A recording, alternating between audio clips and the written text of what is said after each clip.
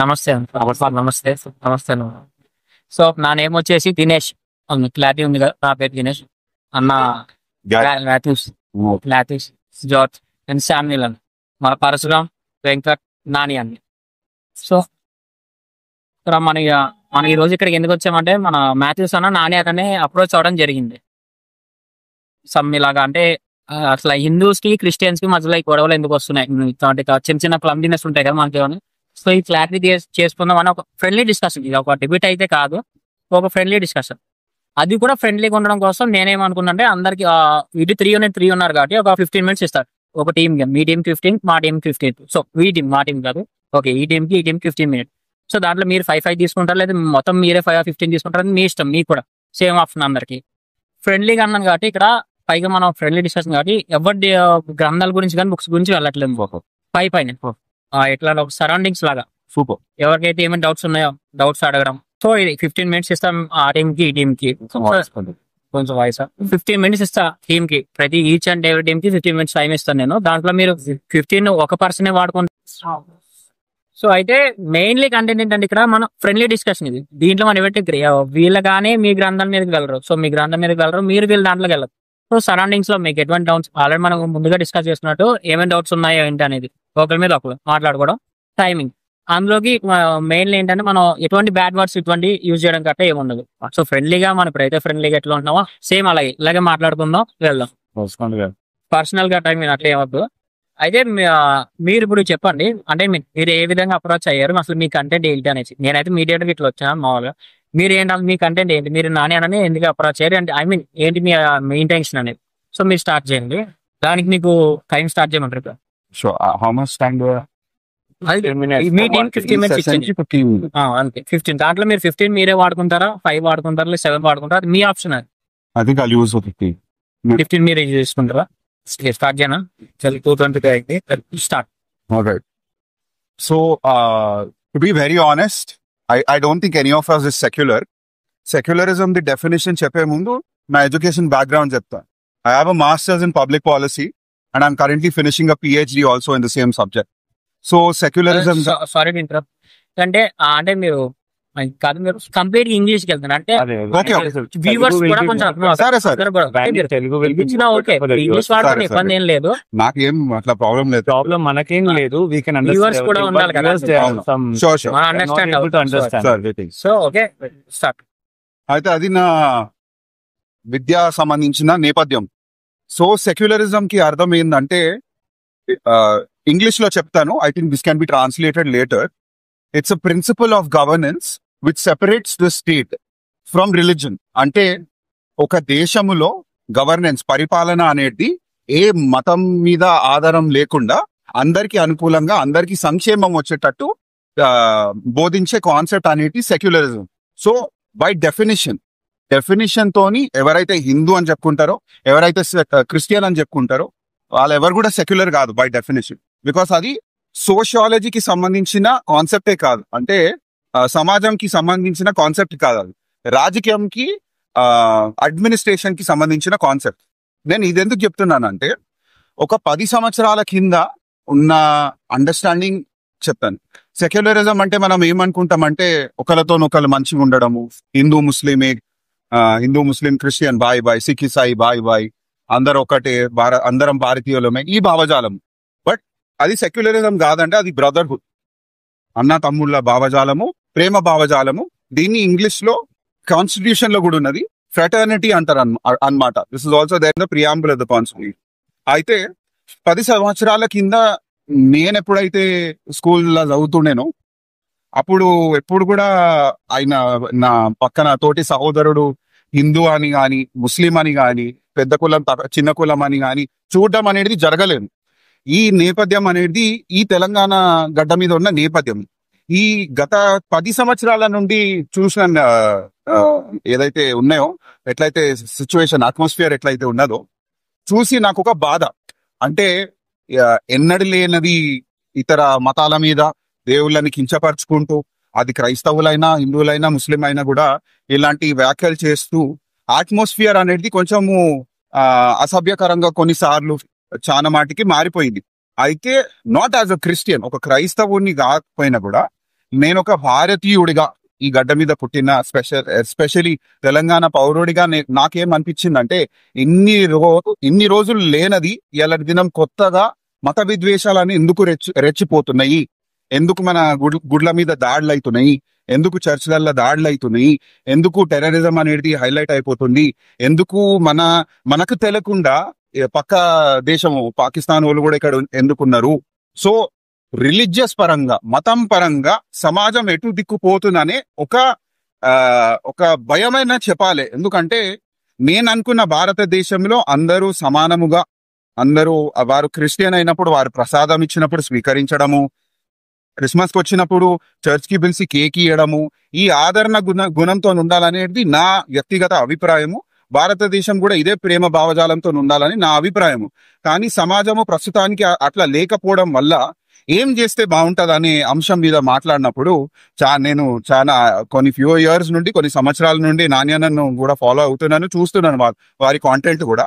మరి బ్యాలెన్స్ తప్పకుండా మరి హిందూ ఏదైతే సెంటిమెంట్ ఉందో, ఏదైతే ప్రాపర్ భావజాలం ఉందో, అన్స్టేబుల్ కాకుండా పాయింట్ టు పాయింట్ మాట్లాడుతూ ఆ మాట చాతుర్యం నాకు నచ్చి ఆయనకి మెసేజ్ చేయడం అనేది జరిగింది.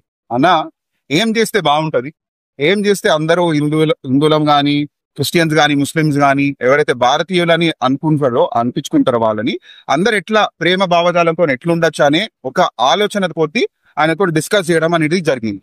ఇప్పుడు మనం మాట్లాడుకుంటే పోతే చాలా ఎక్స్టెండ్ అయిపోతుంది కాబట్టి we have to focus on specific things. అందుకే తెలంగాణ రాష్ట్రంకి చెందినం కాబట్టి ఈ ప్రాంతం మీద ఫోకస్ చేద్దామన్నా, చిన్నగా స్టార్ట్ చేద్దామంటే అన్న కూడా ఒక రికమెండేషన్ ఇచ్చింది. యారి మనం ఉన్న ఏరియాస్ లో కూడా మనం ఫస్ట్ స్టార్ట్ చేద్దాము, అట్లా మెల్లమెల్లగా స్టెప్ బై స్టెప్ గ్రో అవుదామంటే స్వీకరించిన అన్న డెఫినెట్లీ మనం కూర్చొని మాట్లాడదామని చెప్పినాము. యాక్చువల్లీ చాలా సార్లు అనుకున్నాము. 15 minutes కంటిన్యూ చేస్తారా? నేను చేస్తాను. 5 అయిపోతుంది. Okay, continue. చాలా సార్లు మాట్లాడుకున్నాం, కుదరలేదు చాలా మాటకు. కానీ ఇక ఇవాళ దినం కుదిరింది కాబట్టి చాలా సంతోషము. బట్ ఇదేనండి దట్ రాబోయే తరముకి మనం నుండి, because we will be the future. Influencers ఉన్నారు, మెయిన్ ఇన్ఫ్లుయెన్సర్స్ ఉన్నారు. We will be coordinating the Telangana Christian network as well. So వచ్చే తరానికి మనము ఎలాంటి భావజాలము కానీ ఎలాంటి మెసేజ్ ఇస్తాం అనేది ఒక అంశం మీద ఒక విశ్లేషణ చేయాలన్నట్టు నేను నాన్నకు మెసేజ్ చేయడం అనేది జరిగింది. నాకు హిందూ గ్రంథాలు అంటే గాని, భగవద్గీత అంటే గాని నాకు చాలా ప్రేమ. నా తోటి బెస్ట్ ఫ్రెండ్ నితీష్ యాదవ్ అనే పేరు చేసి అని అన్నకు మెసేజ్ చేసిన. చిన్నప్పటి నుండి కూడా ప్లే స్కూల్ గాని చాలా అనేక సందర్భాల్లో రామాయణం చూడడం గాని చూసి నాకు it attracted to me towards Hinduism. ఇష్ట దైవ స్వేచ్ఛ అన్న గాని all of these concept was very welcoming to me. తద్వారా నాకు సాఫ్ట్ కార్నర్ అన్నమాట. నాకు ప్రేమతో ఉండడము, హిందూ ఫ్రెండ్స్ తో ఉండడం అనేది చాలా ఇష్టము. నేను పలారం మడ్డీలకు వెళ్తాను, ప్రసాదం తీసుకుంటాను. ఐ డోంట్ హ్యావ్ అట్లాంటి నిబంధనలు నాకేం లేవు. But I'll quote this shloka that I really like.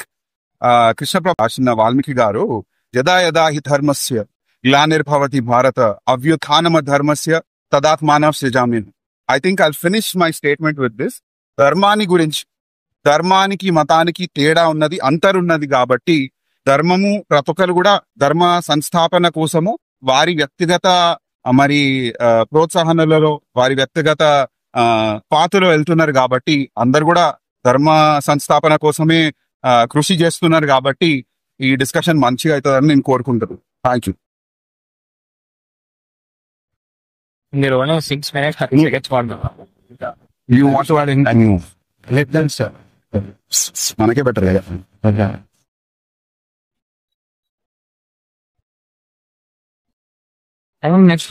Next తీస్తే ఇవ్వండి. అంతే ఇప్పుడు ఎందుకంటే next round next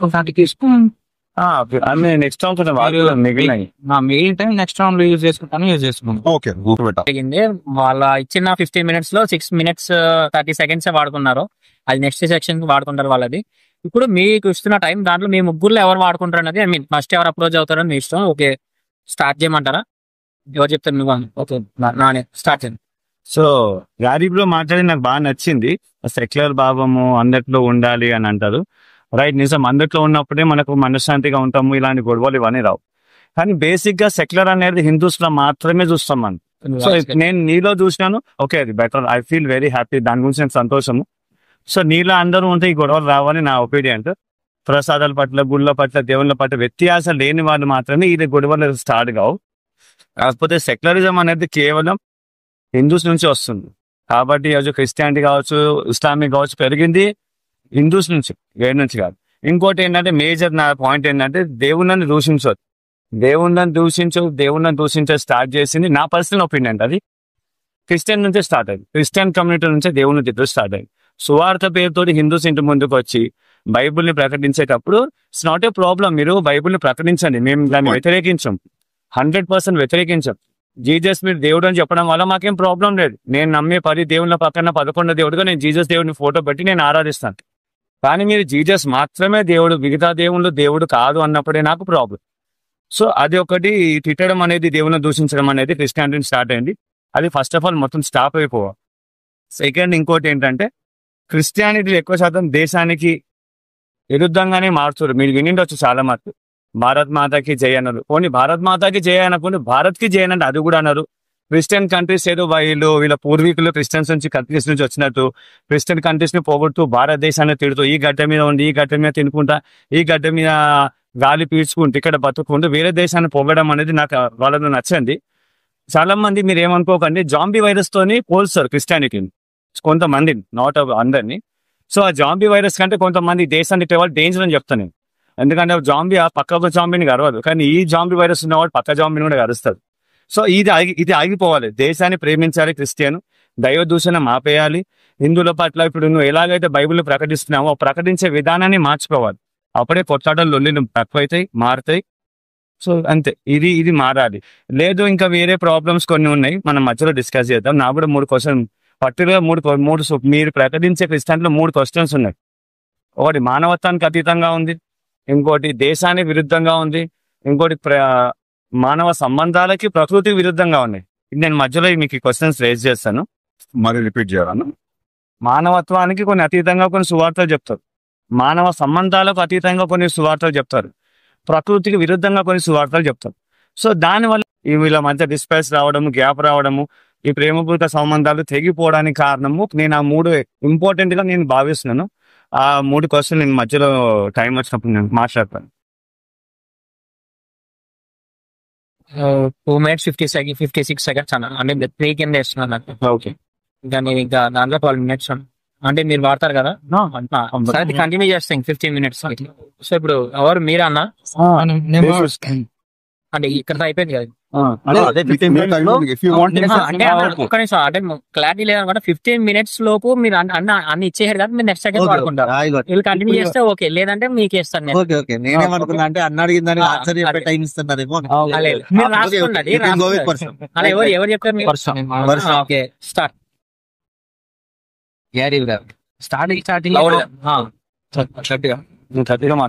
brother starting no one is secular start చేశారు. No one should be secular. ఎందుకంటే సెక్యులరిజం అనేది అదొక మనిషికి ఉండాల్సిన క్వాలిటీ కాదు, అది ఒక గవర్నమెంట్ ఎంటిటీ క్యారీ చేయాల్సిన క్వాలిటీ. అయితే అసలు ఈ సెక్యులరిజం అనే వర్డ్ ని 1851 కాయిన్ చేశారు. ఆయన పేరు జార్జ్ జాకోబ్. అది కూడా ఆయన వర్డ్ ని ఎందుకు కాయిన్ చేయాల్సి వచ్చిందంటే, ఆయన ఏమన్నాడంటే లైక్ దేవుడికి మనం కంప్లీట్ రైట్స్ ఇచ్చేస్తున్నాం, అలా ఇవ్వాల్సిన అవసరం లేదు అని అన్నందుకు నేను మొరాలిటీ నమ్ముతాను, నైతికతను నమ్ముతాను, దేవుడు ఇలాంటివి నమ్మను అన్నందుకు బ్లాస్ఫెమీ కింద ఆయన ఇంప్రెజెంట్ చేశారు. సో అప్పుడు ఆయనకు అనిపించింది అసలు ఈ గవర్నెన్స్ అనేది చర్చ్ కింద ఎందుకు అంటారు, మీకు తెలిసే ఉంటుంది చాలా. అప్పుడు ఈ గవర్నమెంట్ కానీ పొలిటికల్ ఈ మొత్తం పోప్ కింద ఉండేది, చర్చ్ కింద ఉండేది. సో దీన్ని అవాయిడ్ చేయాలి అన్న ఇంటెన్షన్ తో ఆయన సెక్యులరిజం అనే వర్డ్ ని కాయిన్ చేశారు. అయితే అయితే ఇండియా సెక్యులర్, బట్ మీరు సెక్యులర్ ఉండాల్సిన అవసరం లేదు. నేను ఒక హిందూని, నేను కట్టర్ హిందూని, మీరు ఒక కంప్లీట్ క్రిస్టియన్, అది చెప్పుకోవచ్చు. కానీ సెక్యులర్ ఉండాలి, అది ఒక గవర్నమెంట్ బాడీకి ఉండాల్సింది. రెండు ఫస్ట్ పాయింట్ ఒకటి మిస్ అయ్యా. పిహెచ్డి చదివా అన్నారు కదా, అదే పర్సూ చేస్తున్నా అన్నారు కదా. చదువుకున్న వాళ్ళతో చాలా రోజులేదు మాట్లాడు. అయితే మైండ్ సెట్ మీ గురించి చెప్పాలంటే మీ వే అంతా నాలాగే ఉంది, అంటే మాలాగే హిందూస్ లాగే ఉంది. అంటే ప్రసాదాలు తినొచ్చు, వేరే వాడిని హట్ చేయొద్దు అని అంటూనే మీరు ఇండైరెక్ట్ గా హిందూ యొక్క భావాన్ని చూపిస్తున్నారు. కానీ మీరు నడిచే వే మాత్రం క్రిస్టియానిటీలో ఉంది. సో మీతో నాకు ఎలాంటి ప్రాబ్లం లేదు. ఎప్పుడైతే ప్రసాదం తినరు అని అంటే కంప్లీట్ గా ఒక బైబిల్ ని ఫాలో అయ్యే టైప్ లో వెళ్తే కనుక అప్పుడు మాకు ప్రాబ్లం వస్తుంది. కానీ మీరు మీ యొక్క ఐడియాలజీ కానీ హిందుత్వానికి దగ్గరకే ఉంది. ఎందుకంటే మీరు మమ్మల్ని రెస్పెక్ట్ చేసి ప్రసాదం తీసుకున్నారు, జై శ్రీరామ్ అంటున్నారు, సో అండ్ సో. అని మీరు నడిచే పాత్ మాత్రం క్రైస్ట్ ని నమ్మారు. సో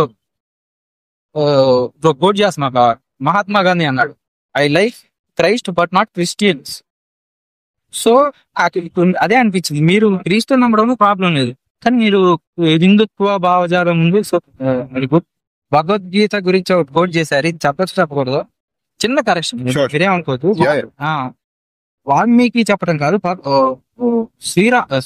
కృష్ణుడు చెప్తున్నాడు యథా యథా ధర్మ అనేది. వాల్మీకి రాసినప్పటికీ అది చెప్పింది కృష్ణుడు రాసింది రామాయణ. సో చెప్పారు అది. సో ఇప్పుడు నేను కోట్ చేసింది కృష్ణుడు చెప్పిన డైలాగ్ ని కోట్ చేసి కృష్ణుడు చెప్పుకున్నారు. అంటే కృష్ణుడు చెప్పింది మీరు కృష్ణుడు కాకుండా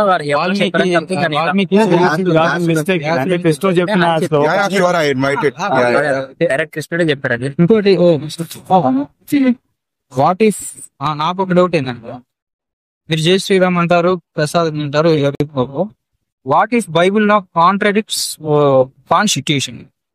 మీరు ఇప్పుడు సపోజ్ బైబుల్లో ఇలా చేయండి అని ఉంది, మీరు మాట్లాడి నా దాకే రావట్లేదు వాయిస్. అంటే మన బ్రదర్ కి వినిపించాలి కదా కొంచెం క్లారిటీ. మీరు మీ బైబిల్లో కనుక కాన్స్టిట్యూషన్ లోని కాంట్రాడిక్ట్ చేస్తే, అంటే బైబిల్లో ఇలా ఉంది బట్ రాజ్యాంగం నాకు ఇలా చెప్పింది అంటే మీరు దేని ఫాలో అవుతారు? ఇది నా క్వశ్చన్.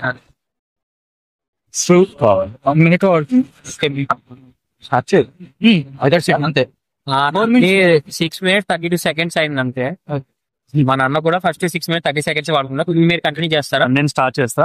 అంటే స్టార్ట్ చేయమంటే రాస్తున్నారు ఎవరు? నేను 6 minutes వాడుకున్నాను కలిపి.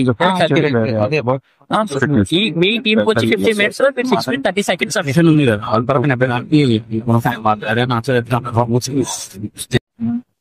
రికార్డ్ అవుతుంది. సో ఓకే దినేష్, ఇప్పుడు లేదు మన సైడ్ నుంచి ఆల్రెడీ ఇద్దరు మాట్లాడారు కాబట్టి ఆల్రెడీ నోట్ చాలా పాయింట్స్ అయిపోయింది. ఇప్పుడు మీరు స్టార్ట్ చేయండి, నెక్స్ట్ సెషన్ లో నేను స్టార్ట్ చేస్తాను. రెస్పాన్స్ ఇన్ ద సెన్స్ నేను కూడా మాట్లాడతా లాస్ట్ లో. కాదు ఇప్పుడు ప్రశ్నలు అడిగినారు కదా, మీరు ఎలా అన్నా రియాక్ట్ అవ్వండి ప్రశ్నకి సమాధానం. అది మీకు ఇచ్చిన టైంలో మీరు వాళ్ళ క్వశ్చన్స్ కి మీరు ఆన్సర్ చెప్పవచ్చు, మీరు కొత్త అది మీ ఆప్షన్. అది ఫైనల్ కన్వర్సేషన్ మన టైం పీరియడ్ అయిపోయినప్పుడు ఏంటంటే వాళ్ళు పెట్టిన క్వశ్చన్స్ మీరు పెట్టిన క్వశ్చన్స్ ఉండిపోతాయి అనమాట. సో దానికి మీరు ఆన్సర్ ఇచ్చారు లేదా వాళ్ళు ఇచ్చారు లేదా అని కూడా టాలీ ఉంటుంది. నా పాయింట్ ఆఫ్ వ్యూ మోడరేట్ గా నేను అడుగుతున్నాను అది మీరు ఎలా చేసుకుంటారు అనేది. So me point of view. So ఇప్పుడు వీళ్ళకి కూడా బ్యాలెన్స్ 15 అంటే బ్యాలెన్స్ ఉంది. మీరు ఇంకా 8 minutes 30 seconds ఉంది మీది. సో వీళ్ళు కూడా 6 minutes 30 seconds ఫార్వర్డ్ సేమ్ వాళ్ళకి అదే ఉంది. అది సెకండ్ థింగ్. మీకు ఇంకా 8 minutes 30 seconds ఉంది. దాంతో పాటు ఇప్పుడు వచ్చే 15 minutes కూడా కలిపే ఉంటుంది. Okay so 8:30 + 15 minutes. ఓకే మీరే స్టార్ట్ చేస్తారు.